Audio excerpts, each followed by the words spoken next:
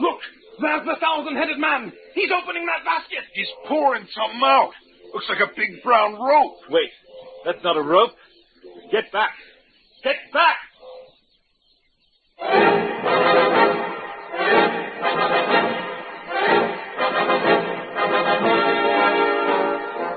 Here comes Monk Mayfair, the ape-like chemist. Blazes! Am Brooks, the sword-wielding lawyer. Take that! Rennie Renwick, the two-fisted engineer. Holy cow! Long Tom Roberts, the adventurous electrical genius. Pipe down, you guys. Johnny Littlejohn, the fighting archaeologist. I'll be super amalgamated. And their leader, the greatest adventure hero of the 1930s, the man of bronze, Doc Savage.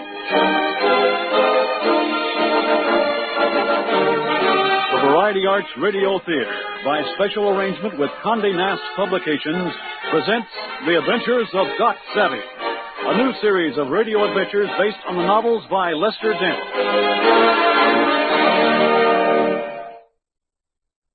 Today, The Deadly Treasure, Chapter 6 of the amazing story, The Thousand-Headed Man.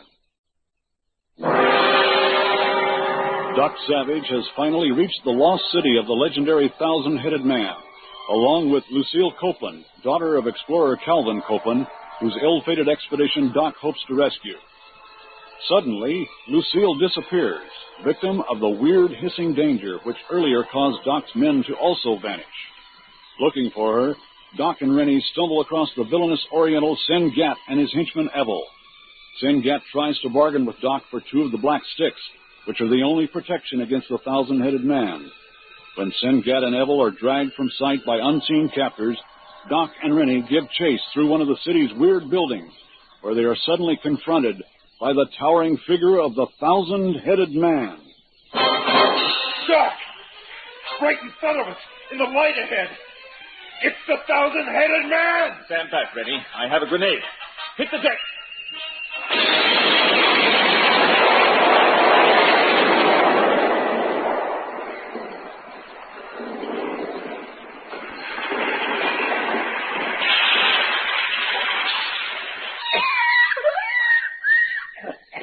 Blasted dust. Boy, you practically brought the ceiling down on top of the Thousand-Headed Man. No, I threw the grenade short. I just wanted to stun him. Well, looks like you missed him completely. There's just a lot of fallen blocks and rock dust. Let's get after him.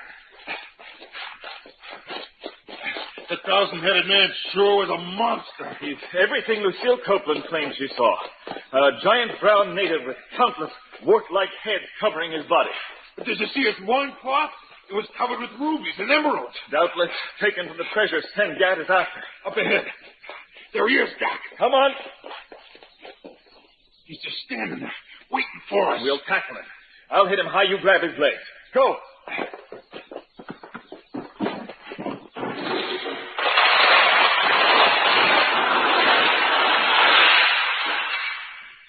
Holy cow! This isn't a Thousand-Headed Man. It's a statue that just looks like him. Yes, the swirling dust fooled us. Monk's pig is acting peculiar again, Doc. Get up, Rennie. It's that sinister hissing again. We must let it rob us.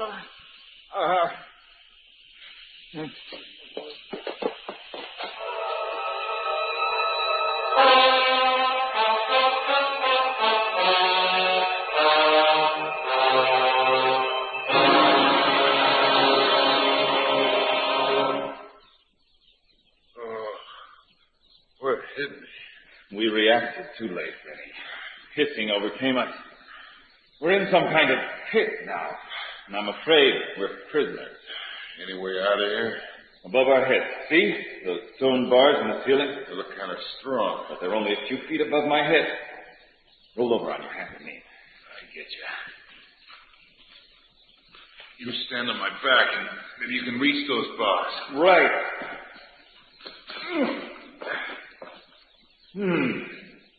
These bars are tightly set, but I think I can loosen.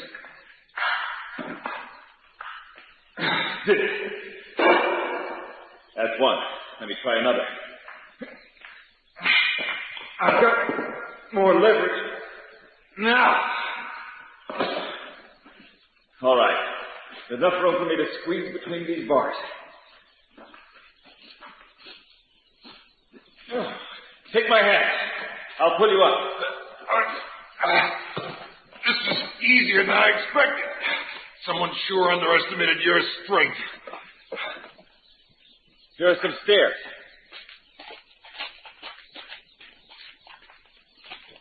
Hey, sunlight. We're outside. Yes. The sun's sure hurting my eyes. See where we are? We're in a plaza of some sort. Yeah. I can see now. This must be the center of the city. Holy cow. Doc, look at that. I see it. It's another pagoda. Except the others were covered with carvings of hands and feet and teeth. But this one's covered with heads. The entire pagoda is in the shape of a huge, squatting head, and those smaller heads are gold, or at least gold-plated. Let's get closer. Look at the size of the thing, huh? Doesn't it look like the thousand-headed man's ugly kisser? There is a resemblance, but I'm more interested in those golden heads adorning the face. Doc, this head's got ruby eyes. And there's a sapphire on its forehead, a big one. They all have jeweled eyes, and if you look closely, you'll see they have diamond teeth. I don't believe it. There must be hundreds of these heads. This is the secret that lured Calvin Copeland to make his second ill-fated expedition, and the treasure that Sengat was willing to kill for. But we still haven't found Calvin Copeland, or his daughter and Rex Maples, not to mention the rest of our group. Yeah. See, I just noticed. Habeas isn't with us. No, we lost him when that hissing power came over us. That's another mystery we gotta solve. Obviously, it's something the thousand-headed man controls. I suspect wherever we encountered it, he was lurking nearby. You'd have to be pretty quick to be in all those places at once. Shh. Listen. Something's coming this way. Around this corner, quickly.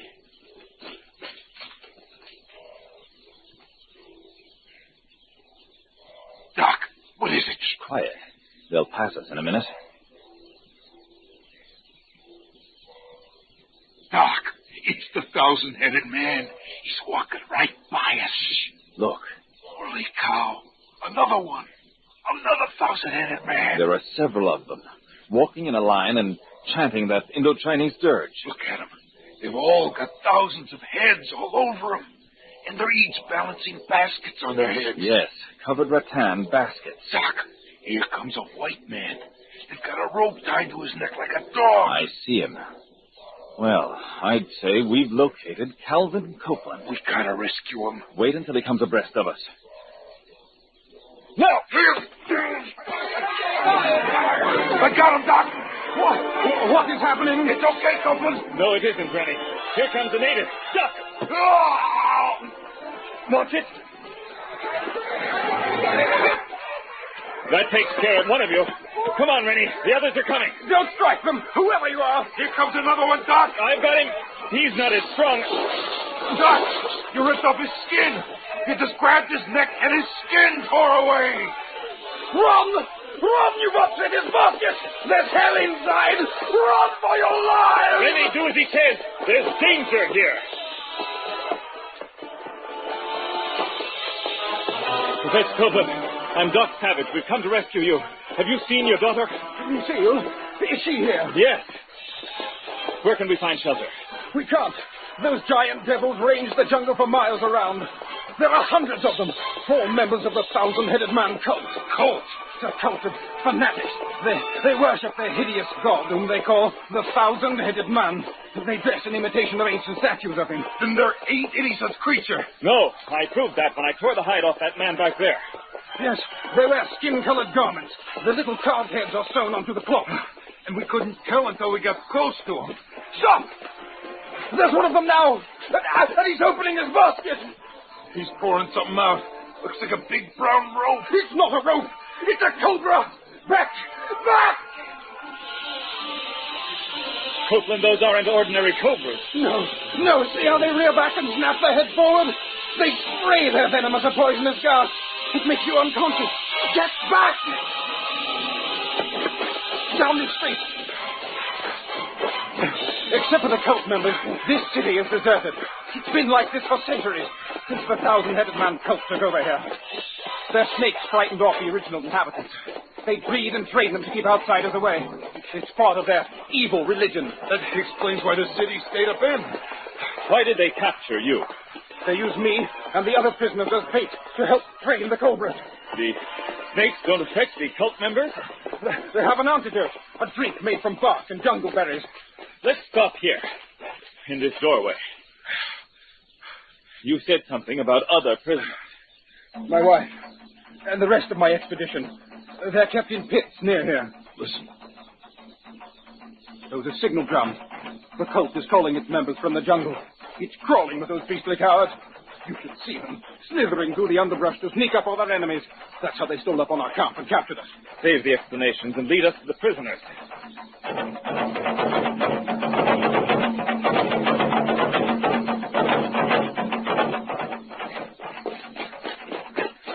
The pits are here. Those barred lids are like the ones over our cell. Here, Rennie, give me a hand. It's my wife. And that's my pilot, Malone, and my mechanic. Help them out, Rennie, while I get the other lids. Right.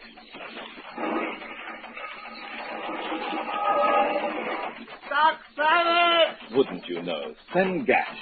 And I see Evelyn, your melee cutthroats, are still with you. 1,000 pardons, Doc Savage. We only tried to get the black stick from you because the many headed devil forced us. We'll discuss your treachery later, Send gash.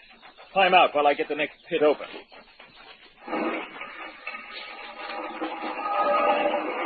Doc! Monk, I knew you'd come. who's with you?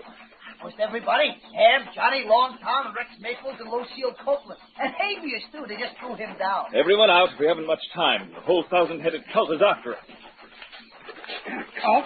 What's this about a cult? Later, Ham. Hurry, Johnny. Give me your hand, Miss Copeland.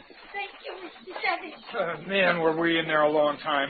They gassed us back near the river when we chased Miss Copeland's voice into the jungle. There's that Evil character. Am I gonna clean his plow? Here now. None of that.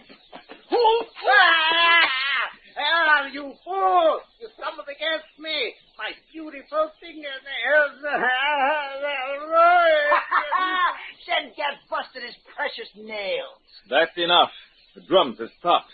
That means the 1,000-headed men will be converging on us soon, and we have no defense against their snakes. Snakes, Doc? Yes, Johnny, you've heard the old controversy over whether cobras can throw their venom. Well, there apparently is such a species of cobra used by this cult to capture prisoners.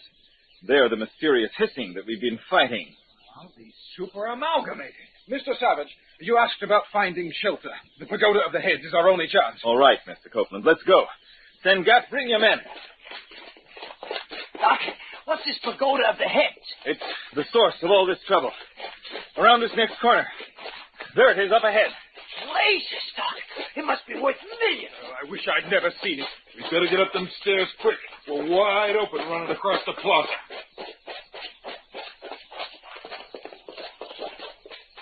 Look at the inside of this joint. It's full of treasure. By my ancestors. But where are the... Doc, the plaza is infested with 1,000-headed personages. They're firing arrows at us. Not just ordinary arrows. They're firing flaming arrows. What are you so excited about? It stone pagodas don't burn. Yeah, our plane did. Remember that fire that came out of the sky and destroyed it? They probably opened the gas tank and then sent down a flaming arrow. We saw the falling fire, but not the arrows. From a distance, it looked unreal. Shots! Oh. Sengat, he and his melee crew have disappeared. Stay where you are near the entrance. We have guns now, thanks to the snake men. They stored the Copeland expedition's equipment here. What do you want, Sengat?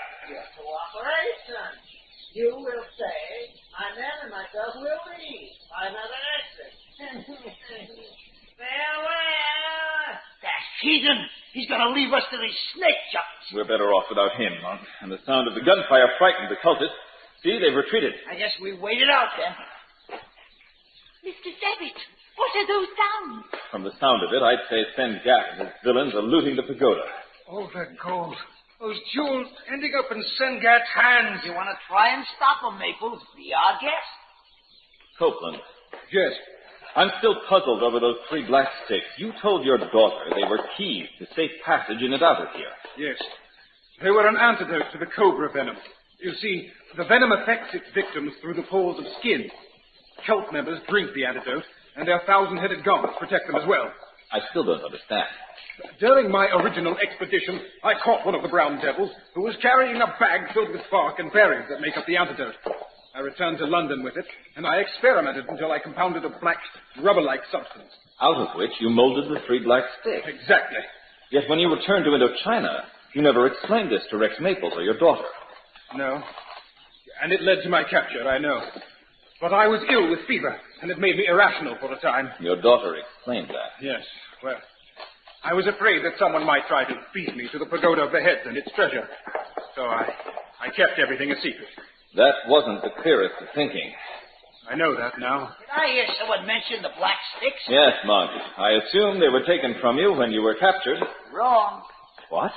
I fooled around with the things back in the jungle. Figured out there was some kind of compound and discovered that heat would liquefy it. So I figured out a way to keep them on me so no one could take them away. Well, how's that? I melted them down. Where are they now? Let me unbutton my shirt. There. See my undershirt? Your undershirt is black. Yeah, but it used to be white. I soaked up the melted sticks with it. All we gotta do is melt the black stuff out of my shirt. Will that work, Copeland? Oh, yes. The liquid is all we need.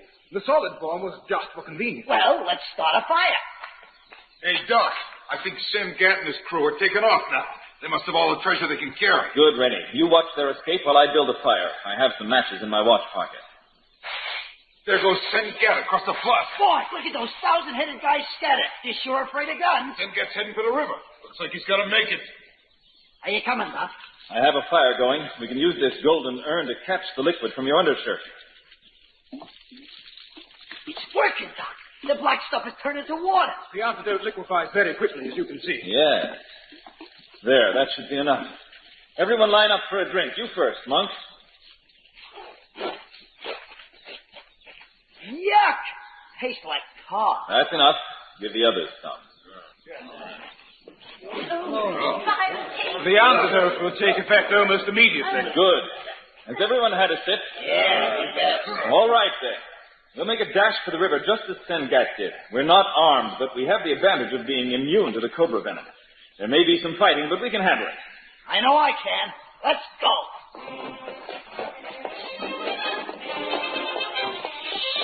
Don't bunch up. They may shoot flaming arrows at us. I don't see any of them lugs.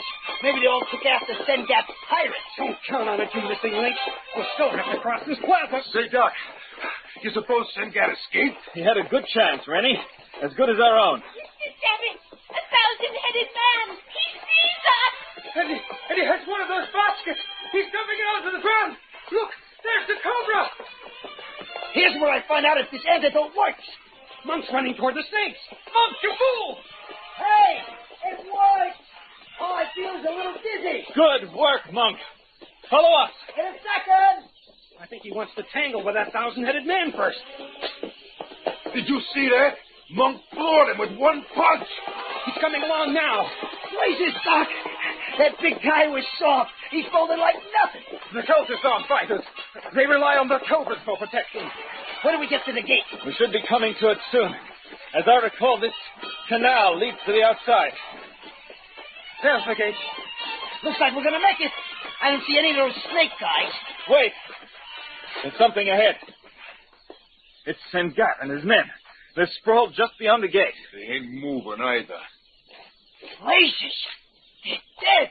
Every man, Chuckle. Keep Miss Copeland back.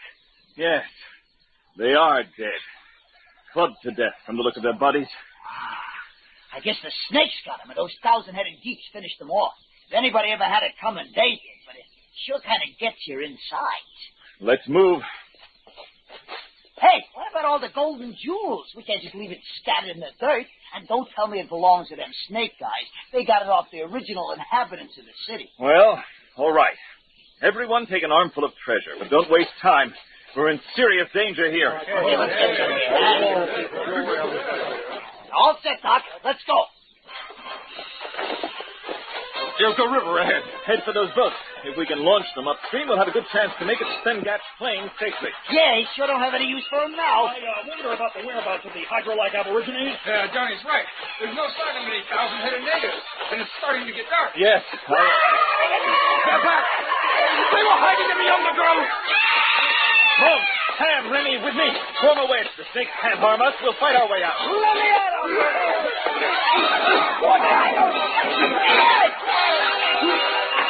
Try to club me up. That's right. These bozos can't fight. Don't underestimate them. They did a job on Sengat. Snakes knocked him out, you mean? Look down. They're going to finish him off. Not yet, they ain't. Monk had a gun. Look, they're scattering. Oh, except the one I shot. He ain't going nowhere. Monk, where did you get that gun? Gun? Oh, I guess it belonged to Sengat. I must have picked it up when I grabbed those jewels. But you held on to it when we dropped them to fight. And you used it to kill. You know Doc has a rule against killing, Monk. Yeah, I guess I got carried away. Sorry. This has happened before. I don't think Monk is sorry at all. Is that so? Well, I scared them brown devils off, didn't I? Let's save this. Everyone grab some treasure and let's get to the river.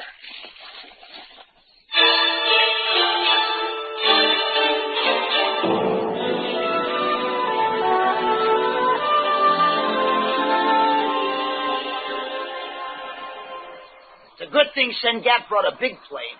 While we were sailing down that river, I was wondering if this crate would carry us all. Well, it obviously is. Hey, Johnny, what happened to your big vocabulary? I'll bet this adventure scared it out of them. It wouldn't be the first time. I certainly look forward to seeing the United States again.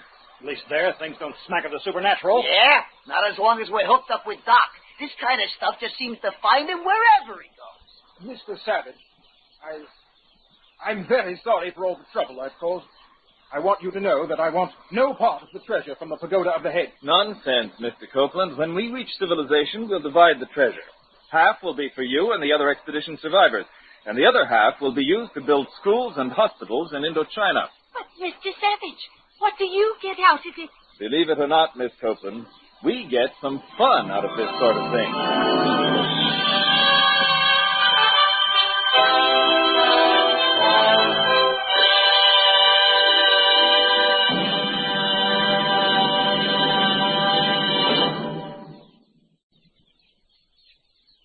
And so, the secret of the 1,000-headed man is solved, thanks to the man of bronze and his 5 companions.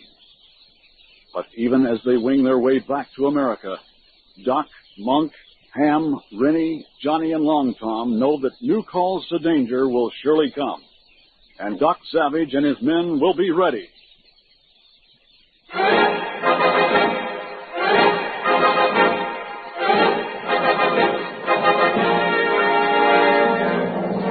The 1,000-Headed Man was written by Lester Dent and adapted for radio by Will Murray. Featured in the cast were Daniel Chodos, Bill Ratner, Art Dutch, Scott McKenna, Bob Farley, Robert Towers, Kemet Mustin, Ann Ross, Michael McConaughey, and William Irwin. Also heard were Glenn Shaddix, Douglas Kohler, and Bob Lyons. Sound effects were created by David Surtees, assisted by Jerry Williams. Production assistance by Samantha Kimmel and Doris Christie. Engineering by Denny King.